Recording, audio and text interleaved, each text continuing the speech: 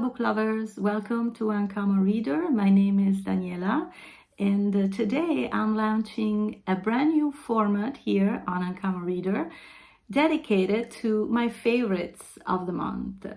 Nothing new, yes, but it is new for my channel, and I'll be talking or sharing with you some of my favorite reads and things that brought me joy during the past month. And most of these things are actually related to books. Go figure why. Let's begin, and I'm going to briefly comment on some books that I've read, starting with, I've got them here, Joan Barleycorn. That was my only 5 stars this month, and I did promise you a video on this book and a few older used books that I bought in California by Jack London, and also a pictorial biography. So I'll get to that video very soon, I promise. Another book I loved was Ray Bradbury, Fahrenheit 451. Which I was inspired to read by Azar Nafizi, but we'll get to her a little later in the video today. And I also dedicated a review of this book in a video I did a couple of weeks ago, or 2-3 weeks ago. So I'll link that and you will find it also in the info box. But I want to focus today on this book by Dino Buzzati, who is very well-known in Italy author from the 20th century, and also this book is translated in English as A Love Affair. Buzzati owns his worldwide fame for a novel in particular, which is called the Tartar Steppe, which I haven't read, but it is quite intriguing, so I am relying to Goodreads to read you just a little bit about this book, which I might be reading sometime soon. The Tartar Steppe is often likened to Kafka's The Castle, and it's both a scathing critique of military life and a meditation of the human thirst for glory.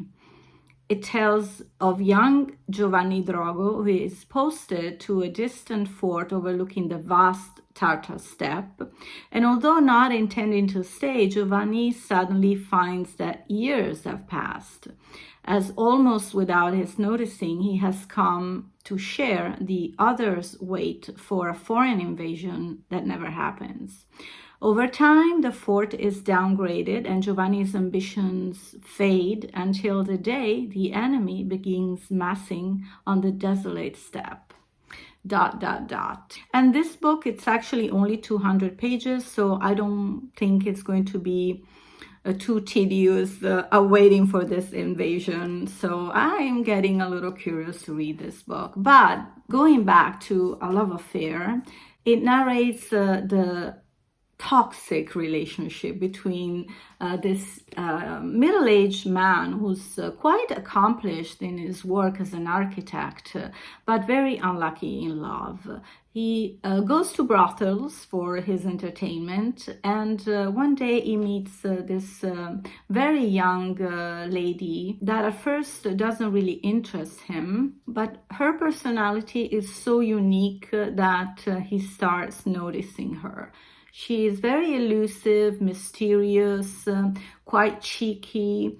She has also a few side jobs as a ballerina at the La Scala Theatre, a famous theatre in Milan where the story is set.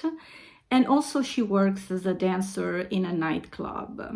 Our protagonist, Antonio, starts to have feelings for her, and she knows right away that she can take advantage of him. Antonio is so obsessed with her that at one point he will offer her a monthly salary to spend more time with her, but somehow she finds ways and invents so many excuses so she can keep doing whatever she wants. And this obsession for Antonio becomes very, very tragic because he suffers a lot and he is consumed with verbose overthinking of possible lovers and the writing is very powerful, at time also quite explicit, and also it's only focused on this love affair and Antonio's overthinking. It becomes a little perhaps monotonous and repetitive in the dynamics between the two, because we start to suffer for Antonio, that like we want him to open his eyes, but I wonder if he will come to his senses. I don't know. If you're interested, read up A Love Affair. There's actually a new edition out printed in 2023 by New York Review Books, so you might want to check it out. And I give this book 4 stars just because of the writing was very powerful. I'm also interested in reading Buzzati in a different light. So this month I've also purchased a book that I read in January because I rented it at the library. But I loved it so much that I knew that I wanted to have a copy of The Life Before Us of Romain Gary. Look at this cover. I love the Italian cover. This kid is absolutely adorable. And this beautiful portrait of the author, Romain Gary, in the back. So I think I've mentioned this book before in one book tag. I don't remember which one. If I do, I will link it down below. But briefly, this is a heartbreaking but also heartwarming story of a young kid living in Belleville in Paris. And I'm not sure, I don't remember which era it was, maybe the early 70s. I don't know where he said it, at what time. But it tells the story of this little kid that actually is older than what he thinks he is, and he lives with an ex-prostitute who's taking care of orphans or kids that are born from prostitutes that are so busy working that they don't have time to look after their kids.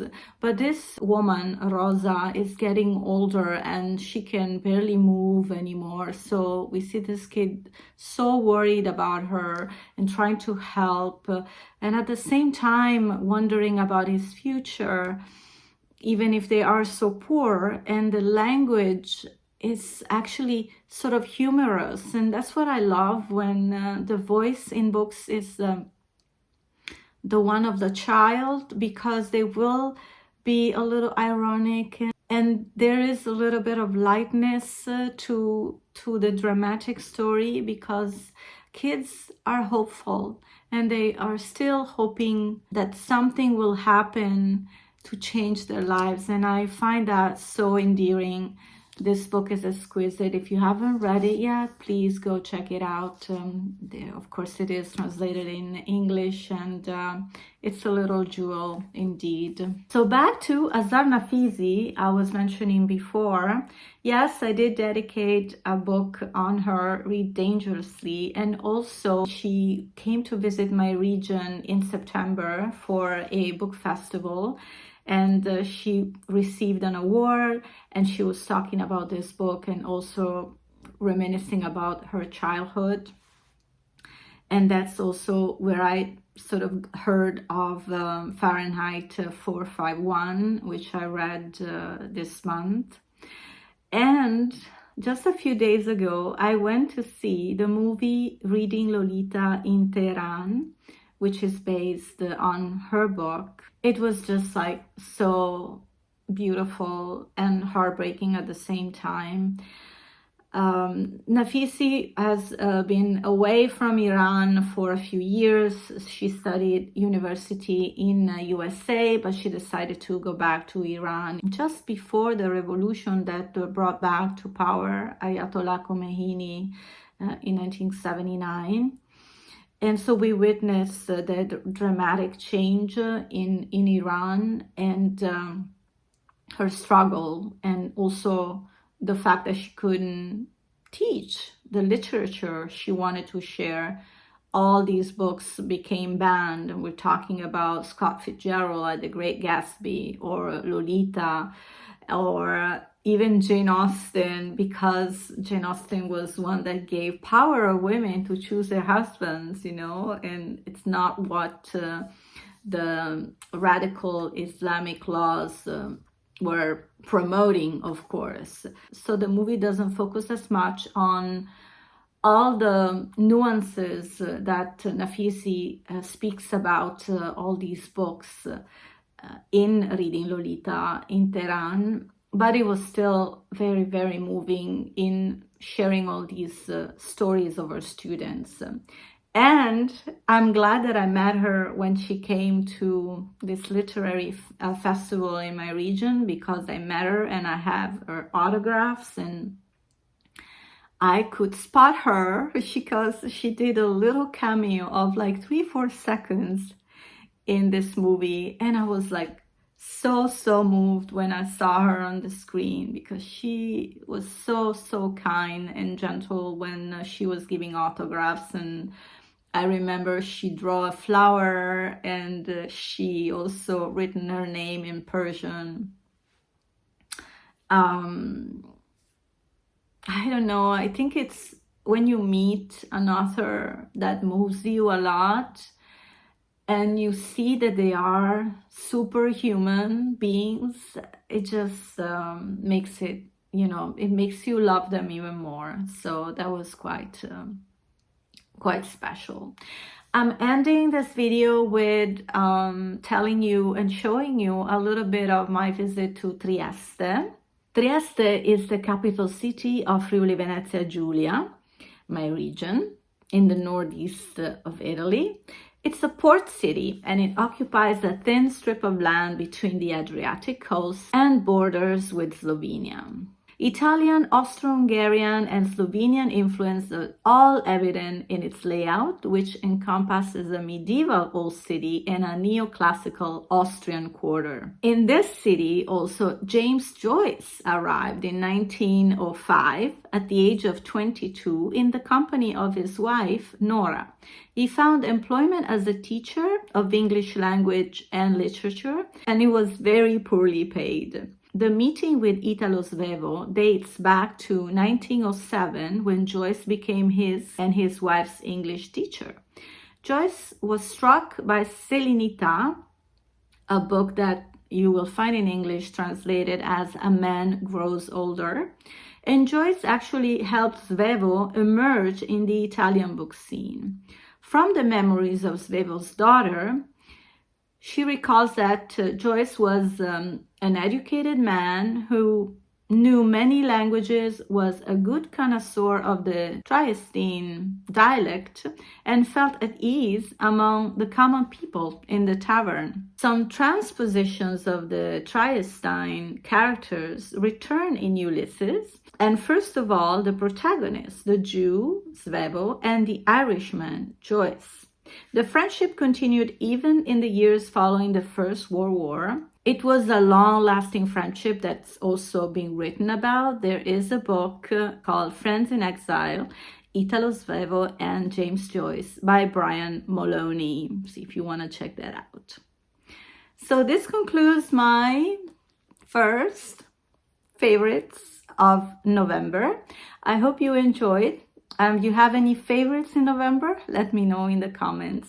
Thank you so much for spending time with me today. I really appreciate it. I'll see you next time here on Uncommon Reader. Take care and happy reading. Ciao.